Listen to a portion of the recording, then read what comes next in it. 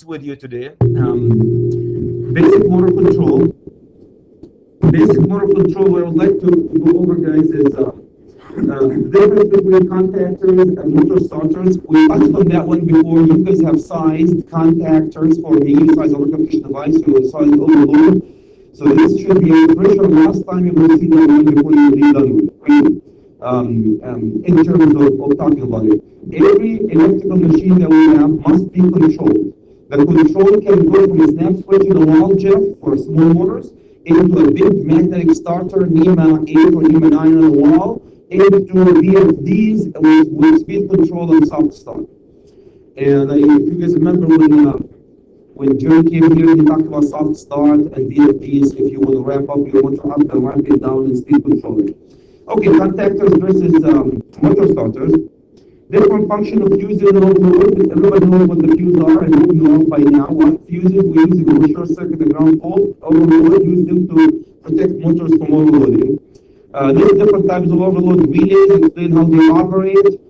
Different types of relays from electronic into heaters, guys, into magnetic relays, and how they operate. That's kind of a really FYI info. Typically, when you might buy the magnetic starters, you will have that stuff inside it. A couple of things, guys, about basic control circuit and schematics. You can see when the schematics, Aaron told me there's a lot of jobs, guys, for people who know how to do schematics. We don't teach you schematics in this electrical design, but electrical design, not control design. But it's really hard with the information they get from us the first year. And some of the information that we have is to build a schematic, a simple schematic diagram and draw that one. And just you know, I'll show you a couple of things you will see on chat. I know that one. All the material that one, you will give you. Schematic diagrams. Difference between schematic and wiring diagram, and second difference between schematic or ladder diagrams and wiring diagrams. So there's schematic diagrams and wiring diagrams. We'll talk about these. Two-wire control. So that's basically what we're going to do. We'll do for now. A little bit, huh? Okay, switch. So two-wire control, guys, when you use a two-wire control, you have to look these guys in the switch. One of the devices is a motor, and you basically put a snap switch in line with one of the phases and turn the motor on and off. The only limitation for this, Jeff, is the amp limitation and the amperage of the motor. So you can typically for a fraction horsepower motors up to fraction and up to 2 horsepower motors, you can use a snap switch. Overload protection provided, not the same as a fuser. So when you have a two-wire switch, when you do inside it, I don't know if you can find it with you in our labs. They have a snap switch, looks like exactly a snap switch, and inside that snap switch, they have a tiny overload protection for a smaller motor.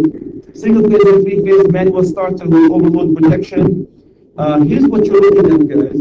You're looking at a snap switch, like this one, with spot on top of motor. This is for what we call a two-wire diagram control.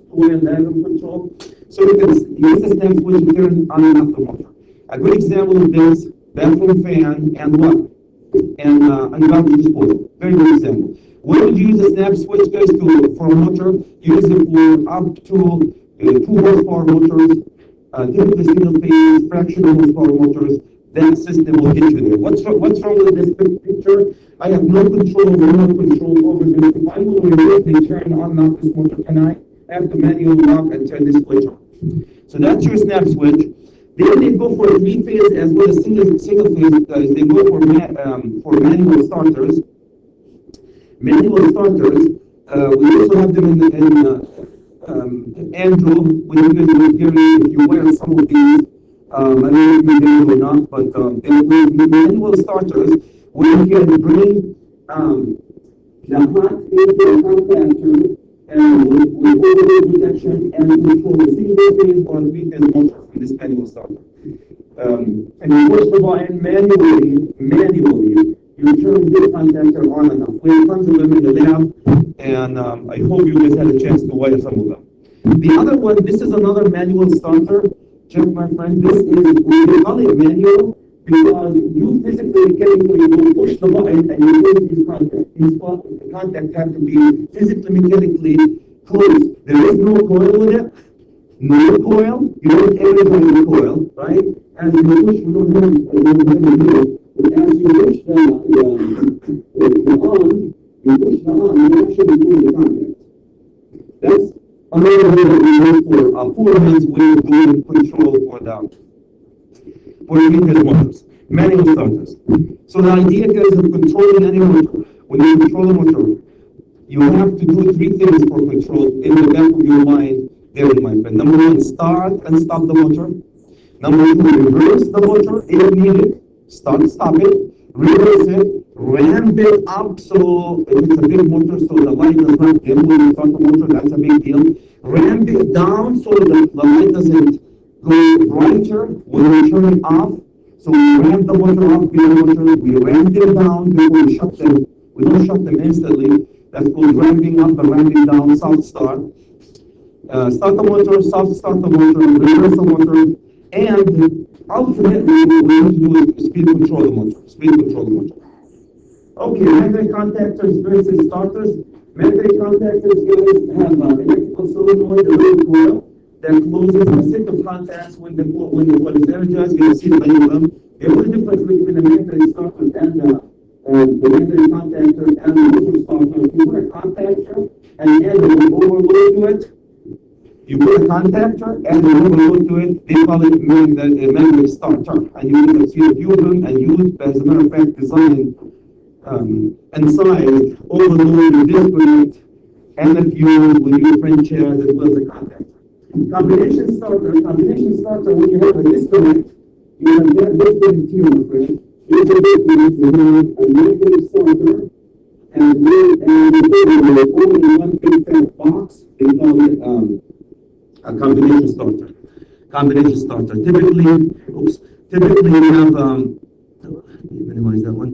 Typically we have a magnetic, let me go back to this. We have a fuse disconnect circuit breaker or fuse, control transformers is coming, guys, as well as motor starter, which is an overload in the contactor. Any comments, guys, any questions? When you read about starters or a combination starter, you always think a disconnect, overload or fuse, circuit breaker or fuse, right underneath it, a contactor that open and close, and a little bit of overload in there. And sometimes you have a transformer, control transformer, and a push appliance. All of these are called magnetic combination starter. What's nice about them, Jeff, you can throw them in the wall, and you capture yourself control for any three-phase machine. Disconnect everything right by the equipment. Any comments, guys, about combination starter? So if you put a contactor and an overload and a disconnect and a fuse or circuit breaker and a little transformer in a box to control the motor, that's called combination starter. Okay, relays. No relays, guys. Okay, actually I can't go to it. So it's as easy as very reasonable. Here's your comment. Here's normally open contact, and here's my it's just the and bring the manual here. So what happens, guys, is and I have a switch. This is my control circuit, and here's the source of voltage. Here's my voltage source for it, and here's some type of a means of controlling it. Here's a coming over here, putting a switch. So every time you close this switch, what happens? This contactor creates a magnetic field. This will pull this little thing down, so this will go down. So when you pull it down, you connect these two together, and this light goes on. That's the function of a magnetic relay or a magnetic starter, guys. Relays and starters. You energize a coil, and the coil will physically mechanically drive multiple contacts to close if they are open or open if they are closed. So here's what they call it nobody closed. You see that guy here? This is nobody closed. If you energize the coil, this guy will open. This guy is normally open. When you energize the coil, this will close. Does that make sense? Nobody will know those contacts. Okay, who's going to hire you to do that one? Nobody's going to hire you to do that one, guys, unless you're doing control. What's set it for you and fully understand when the HVAC guys come and talk to you about their control, guys, or equipment, you see magnetic starters, and the readings and so forth, hopefully you fully understand what they're talking about. Okay, schematic symbols, guys. We have switches and contact symbols indicate off position. The secret when I start doing control, years ago, or understand the control, what confuses me, guys, I'm sure confuses a lot of you, is when you see a contact and when you get no contact, you should no label contact, this is the status of the contactor before you energize the coil. If you don't know that, you will never, ever understand control. So normally, if there is no power, I press the coil, that contactor is open. And if you normally close contact, is like this guy is normally closed, and when I energize, I open it. Very simple, but if you don't understand that concept, good luck understanding the control system. So that's very, very important, guys, to understand the off position. When you short it, you always short it in off position. Limit switch. We'll talk about the limit switches, normally open contact, parallel lines, and relay contactors. We have a couple of pictures, guys, I'll show you. Here's a flow. So all these, we call them input devices. With the magnetic starter, guys, in the control circuit, you need input devices. The input devices can control the start and the stop of a motor. For example, suppose I have a flow switch. Suppose I have a pump, and I need the pump. I need the pump to pump the water. If the level of the water in the tank will go higher than the safety value, I need to say I want to start or stop that motor based on the height of the water inside the tank. So when this floating switch will go over, you can see physically getting into close these. That normally contact, what's going to happen to it, guys? It's going to start the motor. Look, this is the opposite. If the water is coming up here, up, start pushing. When you start pushing on this little ball, all you think physically mechanic is going to do this contact. This is your sump pump. You're looking at your sump pump control. That's how your sump pump control is, right? Normally close contact. Anyway, so these guys are normally open. They're either you energize the circuit or mechanical action can. In this case, it's a mechanical action that actuates that switch the motor. Flow switch. We'll talk about flow switch for the fire alarm system. So if I have this is normally open flow switch. So if the water starts going inside the pipe, I have water in the fire alarm system, and the water starts going inside the pipe, moving basically. This is what's going to happen to this. It's going to push it and close it and send the signal in the fire alarm system. Here, by the way, this sprinkler system is going on. Do something about it. This is the same thing normally closed. So we signal around or something. Anyway, pressure switch, same thing, normally closed. And when we're trying to get it normally open, they always draw this mesh.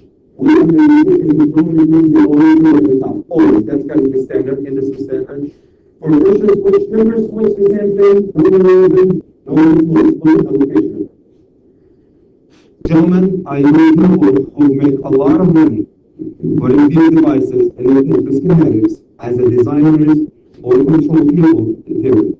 Unfortunately, we don't have a control design program. We are electrical design, so we focus on a big fat switch gear and the code and all the stuff. But there's money to be made in this. Aren't you doing this company with a lot of students? Controls engineers.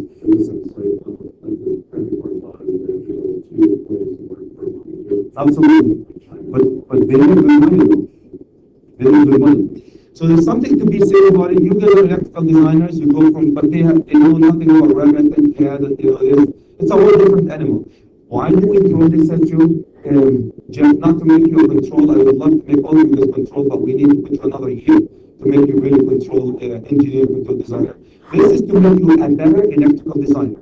So when you go at Parson and you look at a diagram and you look up a job. And you're looking at the diagram and having all these symbols. At least understand is who's buying this flow switch? Me as electrical contractor or the mechanical contractor? Think of the mechanical. So when you're looking at it, you understand what they are and what you do with it. That's as far as we can go with electrical design. The way it is. So you can go and find this and a whole slew of lists of things current control input. The most common thing with all these guys are the all input devices. They actuate, they make action. from load switch to flow switch to temperature switches. The temperature goes higher, closer open contact. The water goes, or the gas, or the oil goes into a pipe, closer open contact. So they can do multiple things. Any comments guys about these control and electrical simulation? Any comments, any questions?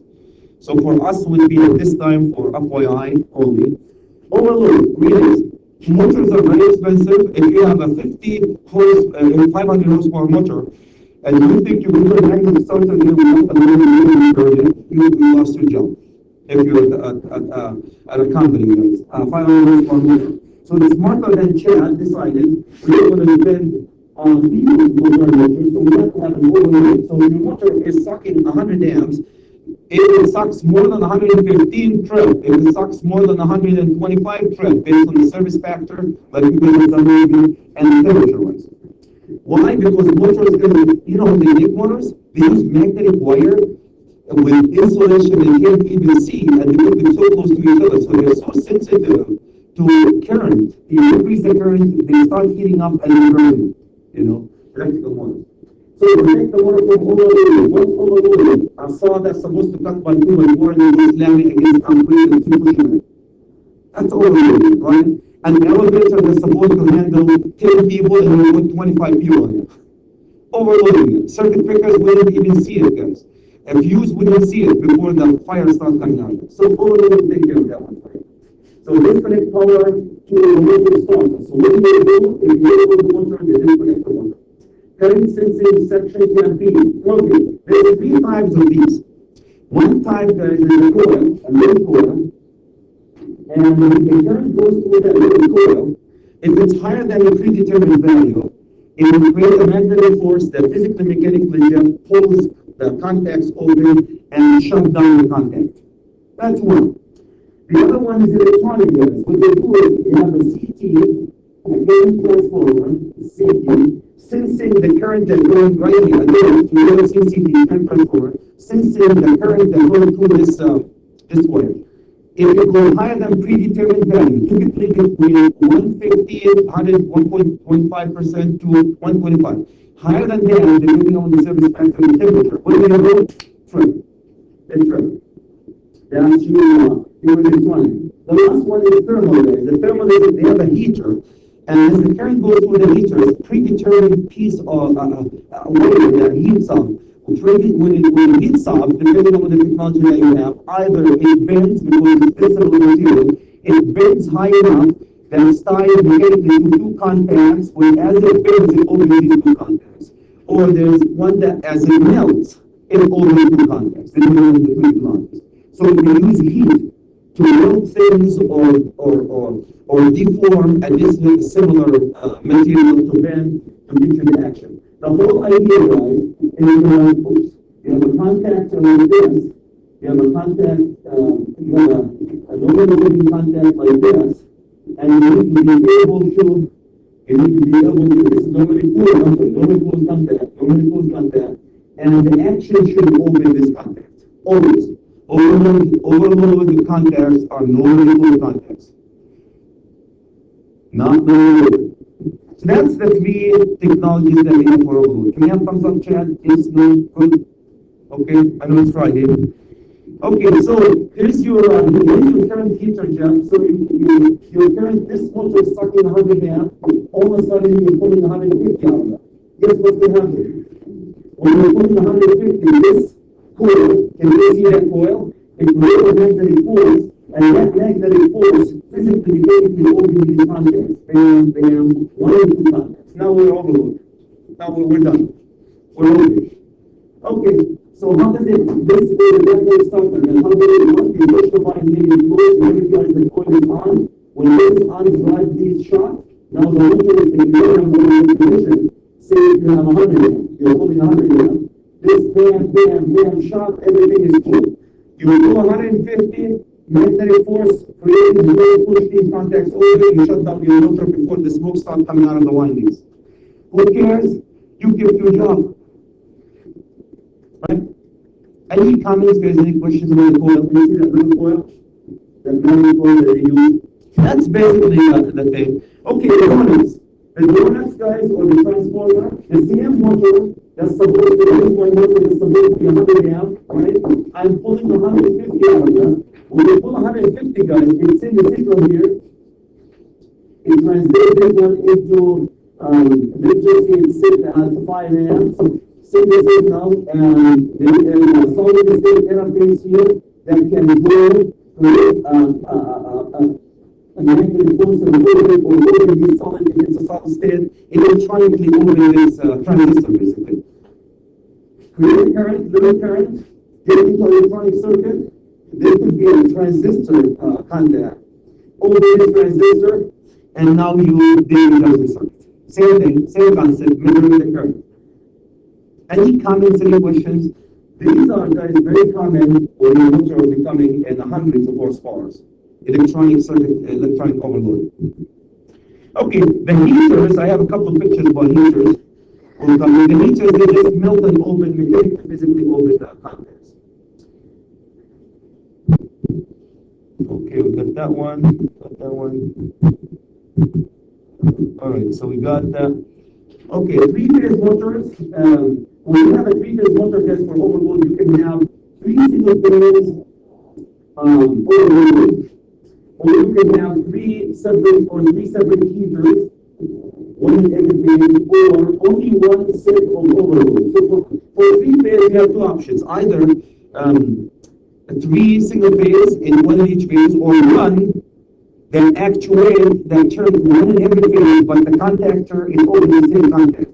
So three auxiliary overload contacts are connected in series. So they do it this way. This is normally closed the time in series, and you get the overload. Or you can have one contact actuated by an electronic circuit. Okay, here's what you're looking at, my friends. These are three contacts driven by three overloads. These are my thermal overloads. Three thermal overloads. So each one of them is an overload and overload home. Can you see that? But the outcome is the same. They're all in series. One of them overloads you. What's going to happen to the whole circuit? There we go. Cool. So that's basically what the other one is all these. Actually, all of them, if one of them overloads, they will open one single contact. Typically, these are for electronic circuit breakers, electronic overloads. One contact driven by the coils in each one of these, and it opens one contact, it shuts down the system.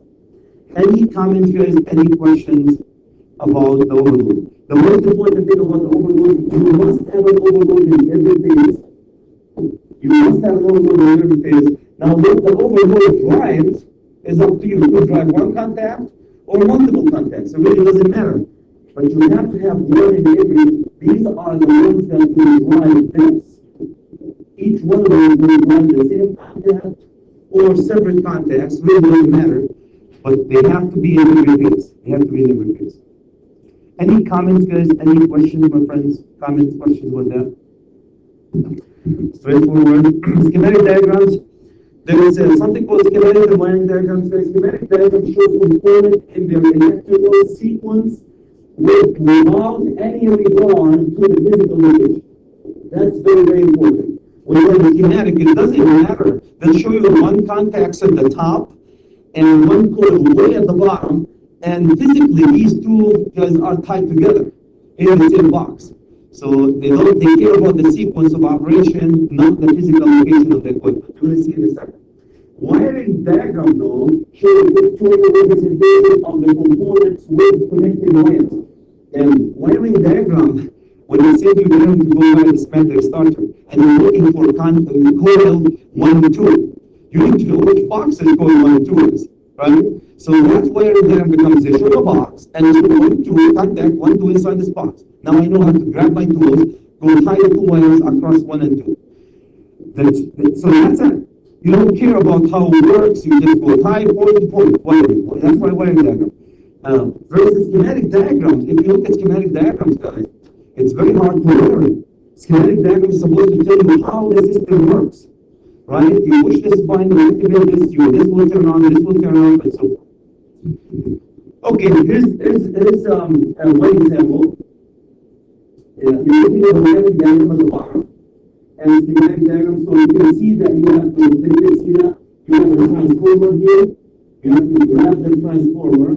You have to grab a push button. These are all boxes in another box.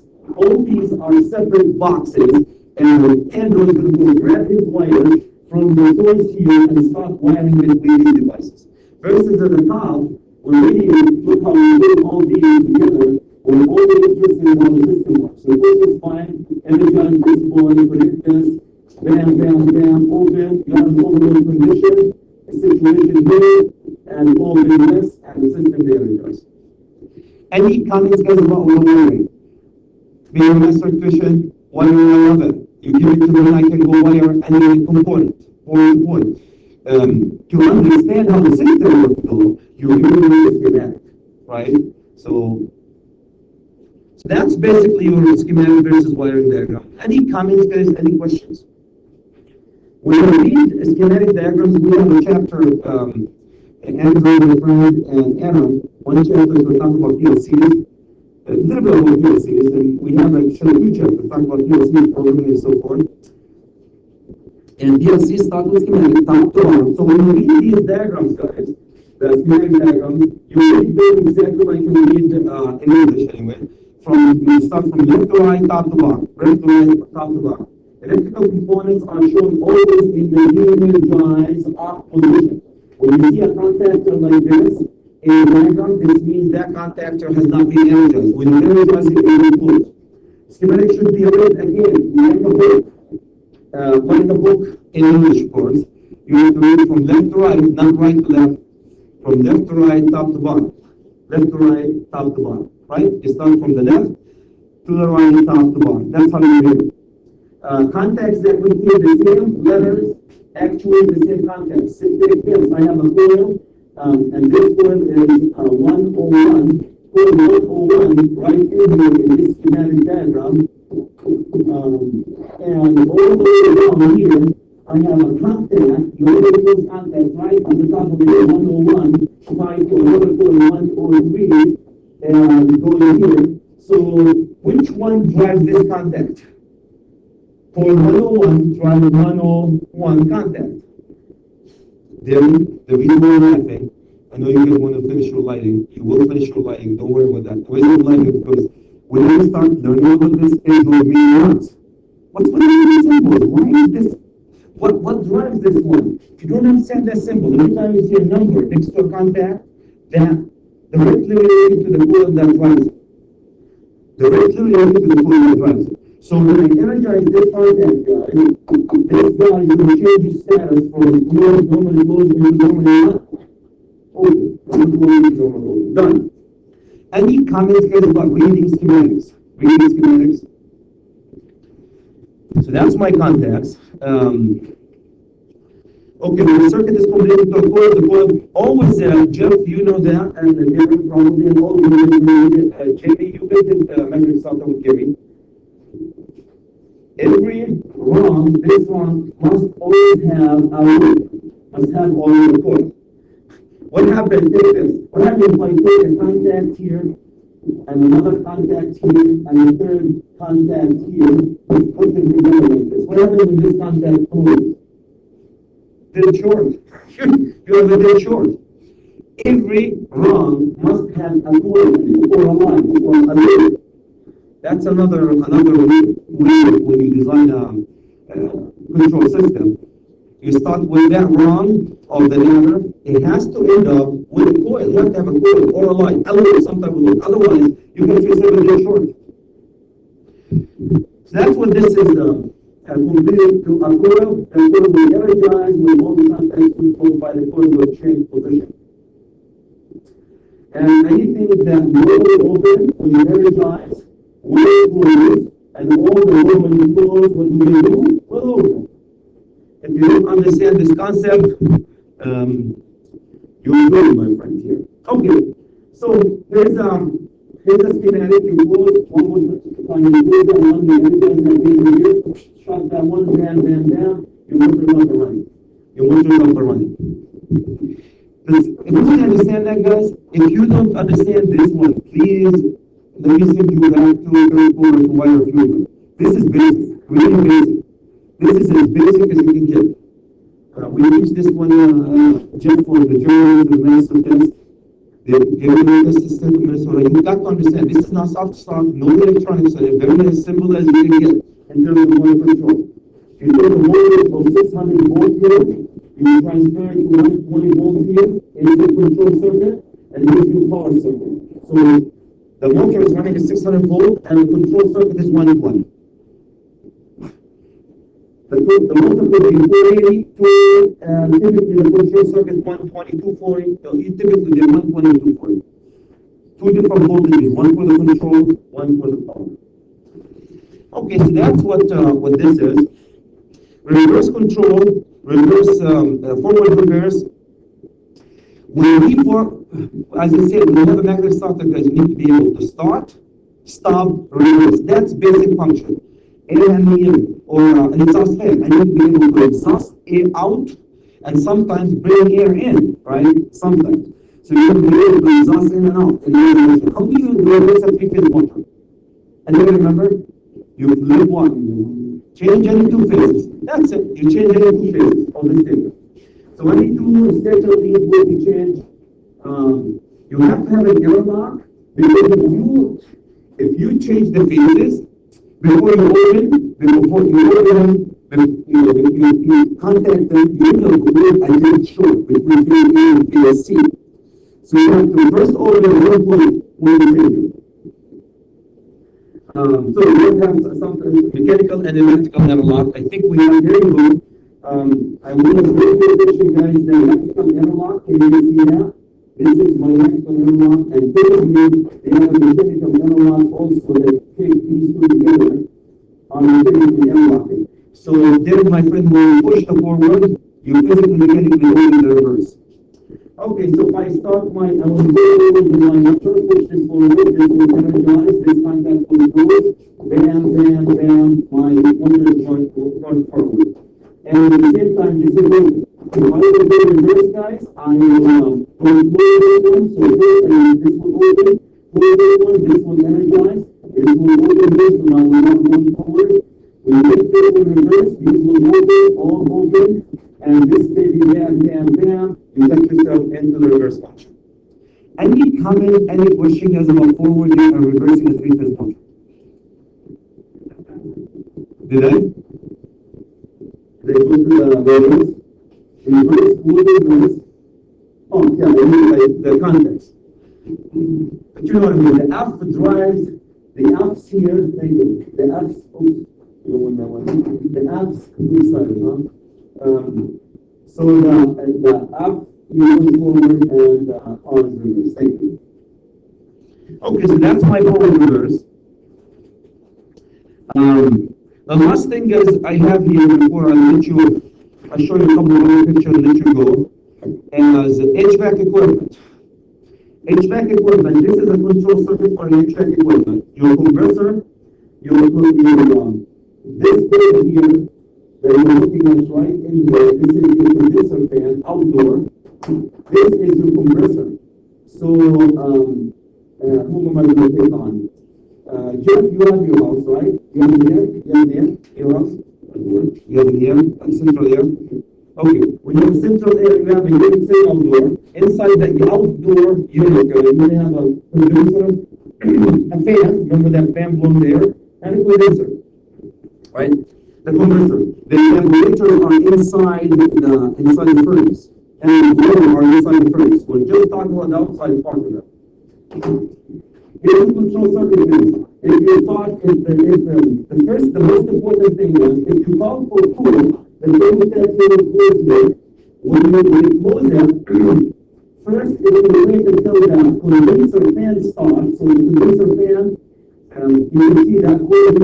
These are fan and low fan here. My condenser fan started. When it starts, there's a flow switch that says, yep, I can feel that the air is moving. I'm going to go close it. So it closes this, then the condenser stops. Because if your fan is not, if you start the condenser without your fan, what's going to happen? You will go to the condenser. You will need to cool the condenser. Okay, so that's very good. It's waiting for a flow to make sure that the fan is working before it starts with this. When this is flowing, guys, this will energize, and now my resistor is up already. At any time, if you have at any time, if you have a high pressure and you're creating a bomb here, what's going to happen? That thing safety will leave. Low pressure, I'll stay them, it will go. So these two bits are S for safety. S for safety, your safety contacts. Any comments, any questions about this little schematic control circuit for HVAC outside unit, split unit, outside part of it? When I show the blower, Brian, what a Brian? Is he coming? Now I remember. So I got you. And now I remember. So that's basically a control circuit for your outside unit. Any comments, any questions, my friends? Any comments, any questions? I know it's coming from all of you guys. Yeah, there is that two, I don't know if I mentioned the two-wire circuit, guys. It's just the three-wire circuit, just the three-wire circuit is the negative starter. I don't know if this is called, actually right here, this circuit is called three-wire control circuit. This is called three-wire control circuit because you have magnetic starter. Three-wire control circuits are used for safety. Two-wire control circuits are used for continuity. For example, your thermostat is a two-wire circuit. I'm right here. It's cold. My furnace in my basement is working without me pushing a button. But if I am working on a drill and you use the power, the whole system will shut down and you push the contacts to start. So three-wire circuit is for safety. Control circuit for safety, two-wire circuit for continuity. If you don't want to be there when the machine starts, what do? You put two-wire circuit. It looks like a thermostat like this, and controlling a control circuit, controlling a contact. Right? When it calls in, so what controls this system? It's just a thermostat. If you have a machine run and you don't run if you're not there, you put on a three-wire circuit. So that's that one. Okay, let me see. Any comments that you want to wire and two-wire circuit? So think of your furnace two-wire. Think of a machine saw as a three-wire line because safety. So you're cutting and you lost the power. Do you really want, when the power comes back, the saw to continue running and chop somebody's fingers? Hopefully not. So when the power comes back, the saw completely does not start until you go physically mechanically push the start button at that point. Push the start button. Any comments, guys? Any questions? My computer is going to sleep here. Too much info. Overloaded. Okay, so that's what I wanted to show you guys. I don't know if there's anything. All this stuff we showed all the pictures, contacts. There's a couple of forward reverse.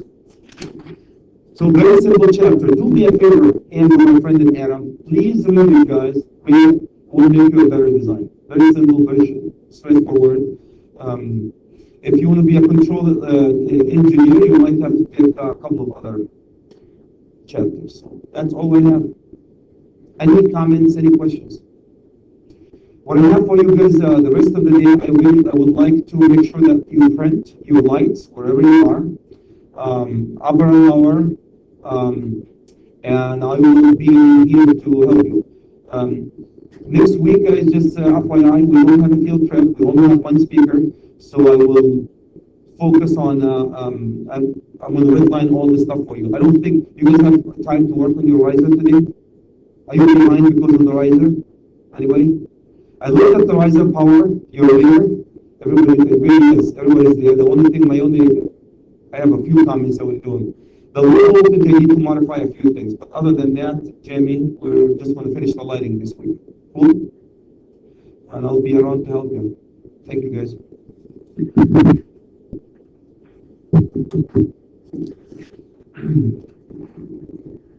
Okay.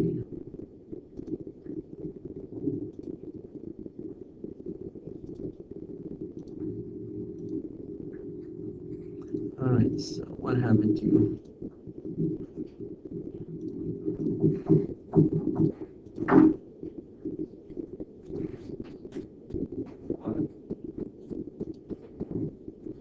All right.